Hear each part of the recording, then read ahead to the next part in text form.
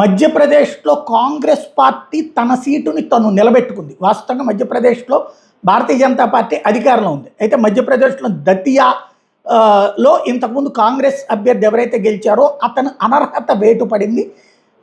ఆ కారణంగా పక్కకి తప్పుకోవాల్సి వచ్చింది. దాంతో దతియాలో జరిగిన ఉప ఎన్నికల్లో బీజేపీ గెలుస్తుంది అనుకుంది, కానీ అక్కడ ఉన్నటువంటి ఇప్పుడు బీజేపీ ముఖ్యమంత్రి ఆశించాడు, కానీ వల్ల కాలేదు. అభ్యర్థి ఘన్శ్యామ్ సింగ్ కాంగ్రెస్ అభ్యర్థి బీజేపీకి చెందినటువంటి అశుతోష్ తివారీని ఓడించి విజయం సాధించాడు. 6,000 పైచీలకు ఓట్లతో గెలుపు సాధించాడు ఆయన.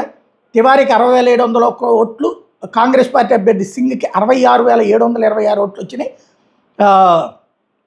ఏదైతే పోయిన సీటుని మళ్ళీ కాంగ్రెస్ పార్టీ నిలబెట్టుకోవడం అన్నటువంటిది ఇక్కడ కీలకం.